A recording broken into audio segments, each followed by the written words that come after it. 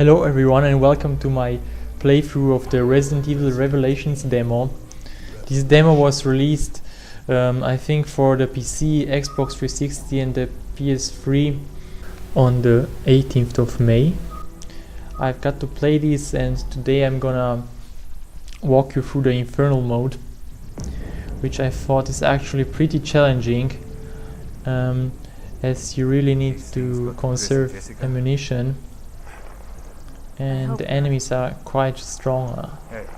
So it starts out with Jill and Parker inside the kitchen of the Queen Zinnoba. Queen Zinnoba seems to be the ship they are on. And let's just skip the tutorial. And first thing you want to do is use your Genesis device to analyze the mutant or VOW here. And also there is a big chunk of biomass in the sink, so you want to analyze that one. There are also 3 more items in this room. One is over here, the other one is over here. Make sure you grab them because it's additional ammunition and you want to get as much ammunition as you can get because you don't have enough of it.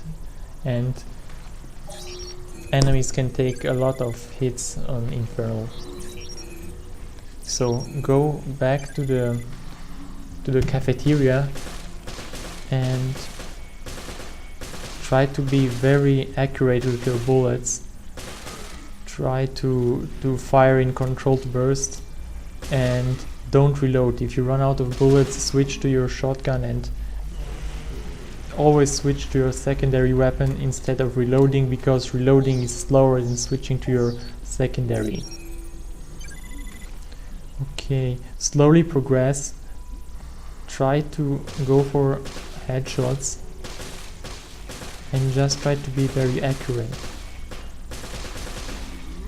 Now,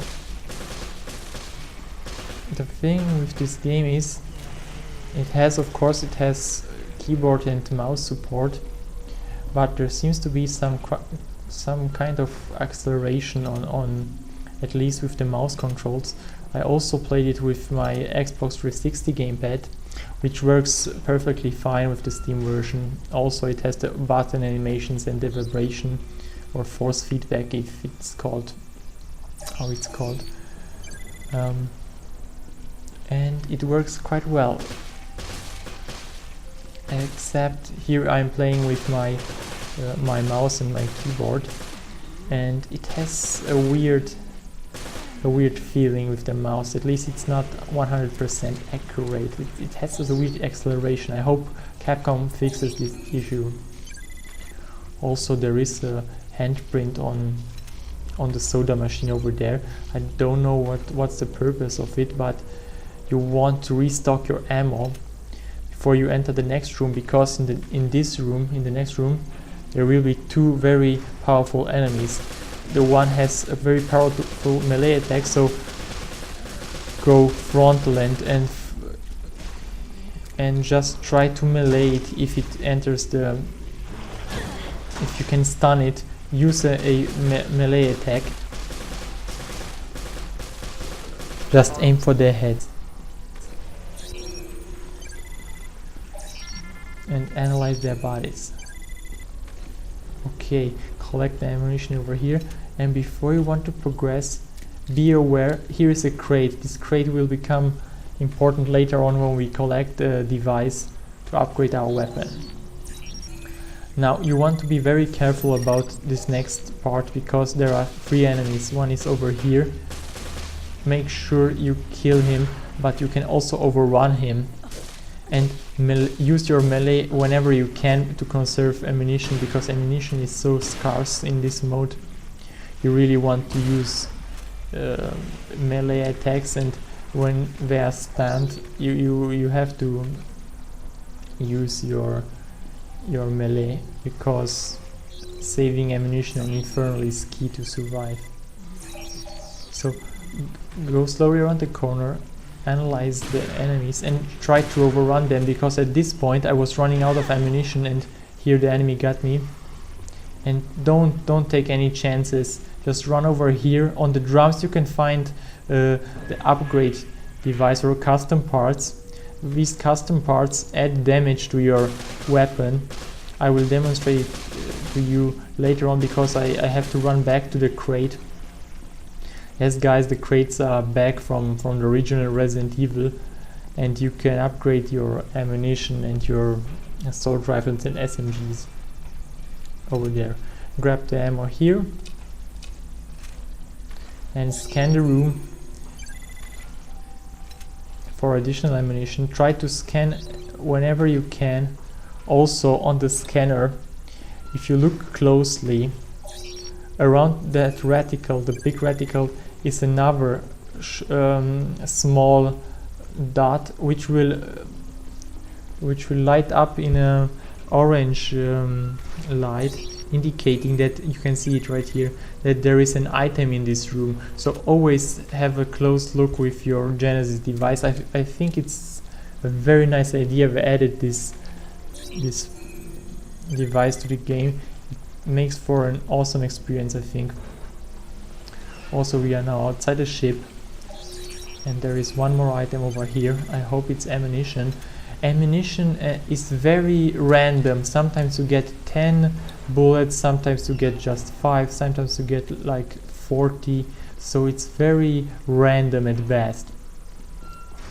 Now we have to head back and kill those 2 mutants or BOWs because they're in our way, and after that we can continue with our mission, because right now we were backtracking from where we started, but since this is a demo, it starts right in the middle of the game, or I don't know how far this is in the game. It's just a demonstration, of course. Here's the one. Just kill him with burst fire control bursts in his head. Try to conserve as much ammo as you can. Don't go there. Nice headshot over there. Don't go guns blazing in this one. You can't run and gun this one. You have to be very careful. Watch your steps. Use melee whenever you can. Also, there is additional ammunition over here. Don't forget about it. Run to your right when you exit that room. So now we will go back to the crate and put the custom parts into our weapons, or into one of our weapons. Here you can open up this crate. It will say you have found an additional custom part. There it is. It adds 3 points of damage to your shotgun or your SMG. I will equip it to my shotgun, which is called a Windham, and it gives you 30% more damage.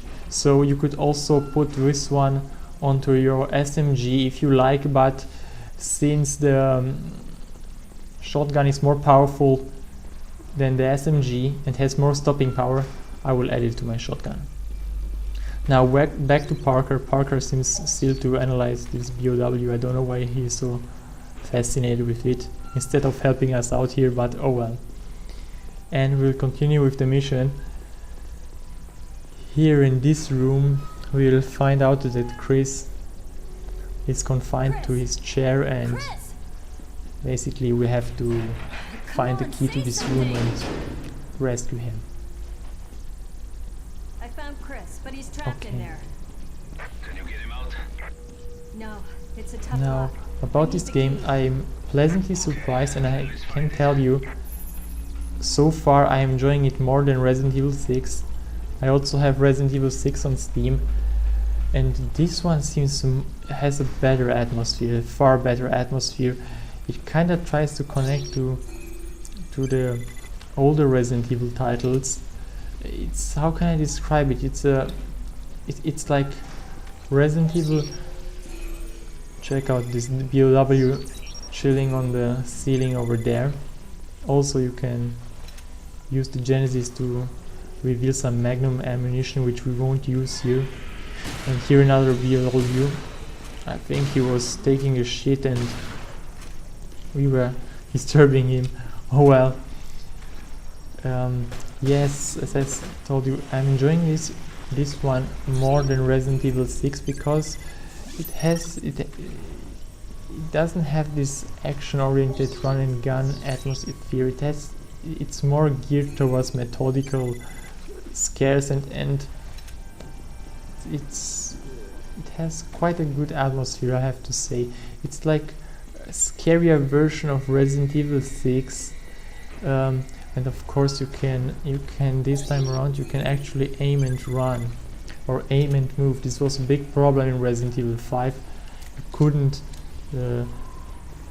couldn't just aim and move around. You had to hold on and stay confirmed and shoot from a confined position. So now we will go down here. You'll see a woman gets killed by those two mutants, and I think we have to take them out.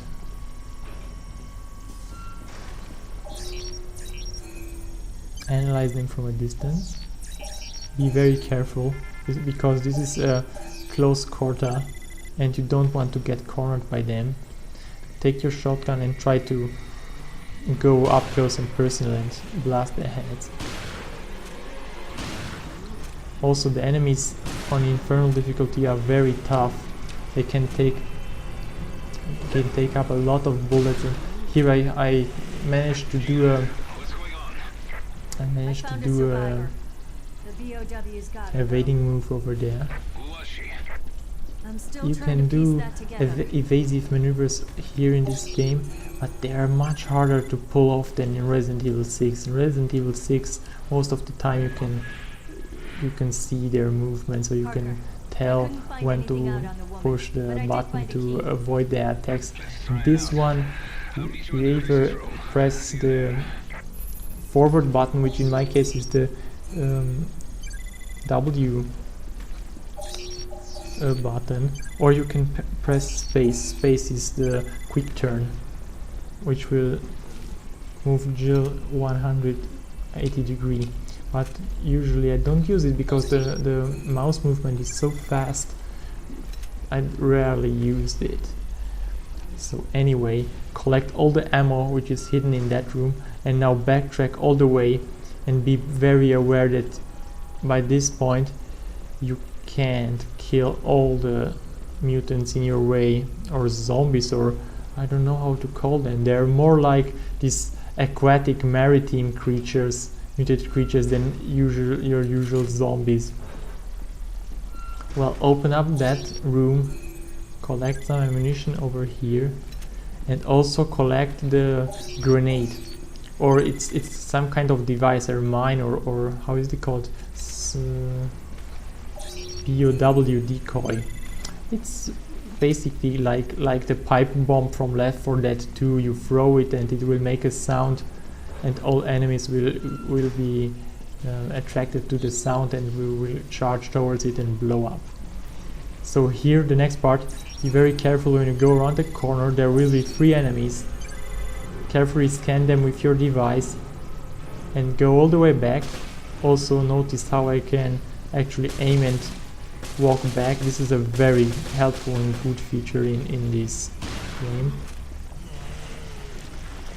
Fire control bursts and switch to your secondary. Never reload while you engage the enemy, because if you have to reload, you have to put some distance between you and the enemy, because they are so fast in this game. They could easily corner you, and since you are inside the ship, you can move around and run away. So fire control bursts and switch to a secondary and finish them off with a shotgun blast. Here he almost got me over here. And also, don't go on full automatic. Fire control bursts, this is very important. If you go full automatic, you can't control your recoil and you will waste a lot of bullets, and that's what will get you killed on Infernal. Now the next part, it's crucial that you have to overrun them. There will be like 5 enemies in this room, and here I got sloppy over here and I have to heal. And just run. Don't waste your time here. Shoot them, and the BOW from the sailing will come down put 2 shotgun bullets in him and run. Don't waste time on this section, because this here I always died here. Okay, now we are basically home free, but before we can meet up with Parker and rescue Chris, we have to overrun like a lot of enemies, and this is where their BOW decoy comes in. Just throw it down, it will blow up some enemies, and then use all your remaining ammunition to blow them up. This part always got killed here because I couldn't outrun them and I was running out of ammunition.